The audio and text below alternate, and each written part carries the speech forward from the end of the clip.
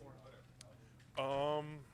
Being a bigger guy, a lot of people usually ask for the cannonball. So, but honestly, like splash wasn't so much, but it was just like a diver, in prime position. You just no splash at all. That was more impressive to me than a big splash. Yeah, it was like a 10, probably. Thank you, I appreciate that. You've been in a lot of these camps, anything different about this one? You feel like you and you guys are where you want to be at this point? Yeah, I think we're doing good. I think it's been really competitive. I think they've done a good job of ramping us up when we needed to and kind of giving us some days to recover here and there. But it's been good. I know we have it's different now that we have 3 preseason games because you still have that whole extra week, after this game to kind of keep working and keep getting better. So we still have 19, 18 days before the first game, a few weeks of practice, so we can keep improving in that sense. Joel, I know there's a plan, but isn't it odd to you that the quarterback who's going to start the season is the only one who hasn't played in the game yet? No, I don't think so. If you look at a lot of teams, some teams, like the Chiefs, they play everybody. Some teams, I think, like the Rams, don't play anybody, and I think it's just coach's preference. And I know he has a plan, this week. I'm not exactly sure what it is. I know everybody's preparing to play this week, so we'll see how that goes this preseason game. Do you understand it? Well, he tells us before the game, what we're going to do. But I mean, he hasn't articulated his plan in front of the group about the quarterbacks. No, we know Jacoby's a starter, and I think he's planning on preparing this week to play. Well, I've seen some preseason rankings that say you and Wyatt make up the number 1 guard combo in the league. What do you think when you see that? I think that's a cool ranking, but I think we also have to go out and prove it. Any time really that I've gotten recognition or we have gotten recognition as a group, I think the first thing in my mind is like, well, we got to prove this now. We got to show the world that we can be, the best guard unit in the league, and it's something we strive for. Every day in practice we talk about pushing each other, pushing the group, and just trying to take that next step. Because there's always, especially a line play, there's always something you can improve on. What do you have to adjust to going from Nick at center to Ethan? They're both smart guys.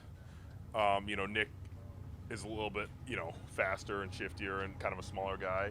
Poe is a little bit bigger, stronger guy. So they're just different body types, you know what I mean? But honestly, like the footwork and stuff has felt pretty good. Usually you worry about some guy having like a bigger base or a smaller base, but Nick always played with a pretty big base. So all the guys are, they're pretty equal in that sense. You learn some of their terminology, how they communicate, how they pass off games. There's a bunch of little things, but through practice and through the work, you kind of get to know those things. Did Dunn's mobility in that game against the Eagles surprise you, or did you know that he had that in? No, it was his first game at center, but I've seen him pull and I've seen him move a little bit before. And that's the great thing about Coach Callahan is he's always working the backup guys. Even if it's not in team periods, they always get reps at center before practice or after practice and try and work. So I think we have a few guys that can snap the ball and move and play, but I know that's probably the toughest thing you have to do at center is snap and pull at the same time. And it was pretty impressive, some of those blocks he had on the edge. I don't know if you've been asked this yet or not, but what are your thoughts on facing Baker Mayfield in the opener? And can you maybe characterize a little bit about, your current relationship with him? I know you guys were pretty close back then, but how do you feel about the opener? Yeah,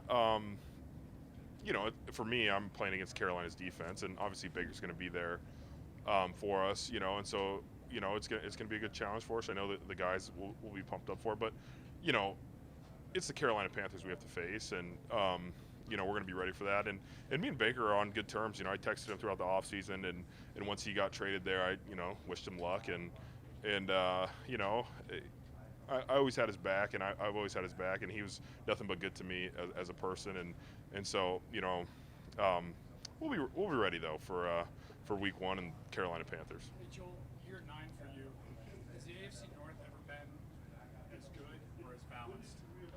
I mean, I think my rookie year, everybody was like 7-4 at one point, So I mean, there's been some times where like there's always good, But I think we're at a point where you don't really know who's going to come out of it, and it's going to be a challenge every time you play. And I mean, we have the Super Bowl runner-up, in our division.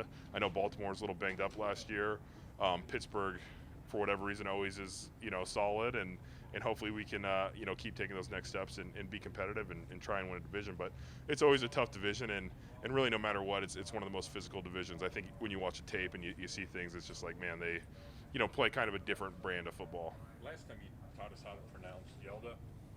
What have you seen? What's the scouting report on him? Like, what have you been around him now for a little bit? Yeah, he's super strong. He's a little bit more compact, but he's super strong. I mean, if you look at his quads, and we always joke around how big his legs are and how powerful he is. But he's a smart guy. He can play all three positions inside. He can move people. He can move pretty well too. I think a lot of our inside guys are pretty mobile. But he's good and he's smart. I mean, he's just another. Honestly,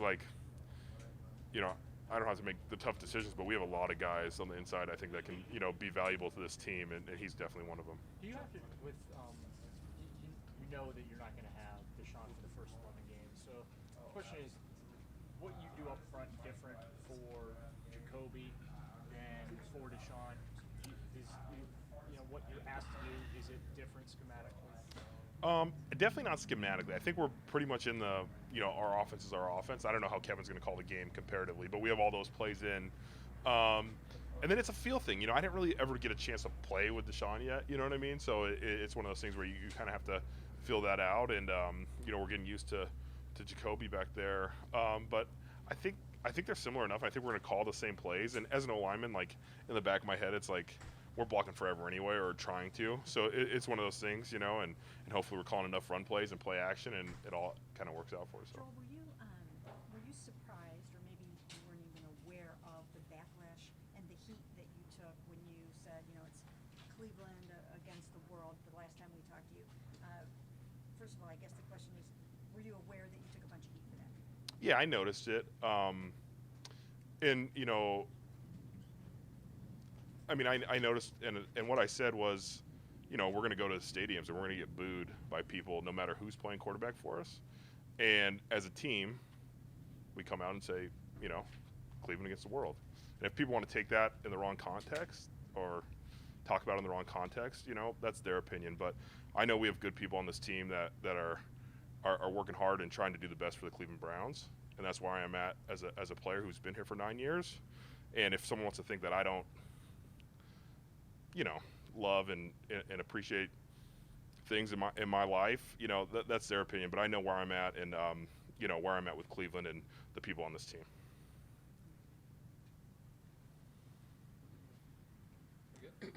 Oh, wait, can I ask you one other thing, if you don't Sure. mind? Jacoby, we were talking to him about, everybody says he's funny, and he was saying, I don't know that I'm that funny. I'm older, and maybe these guys, I'm being serious, and they just think I'm funny. So, since, you're kind of more in the same age group, do you think he's funny? And, and if so, what makes him funny?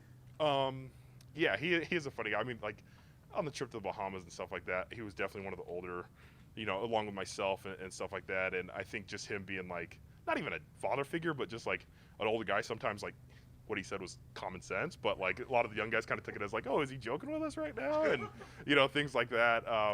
But he's just a funny guy. I mean, he's a little bit sarcastic sometimes and stuff, but he's a good guy, and I think the locker room really does kind of lean towards him, and he relates well to a lot of the players. So he's a good guy to help navigate you guys through what is a challenging time. Yes.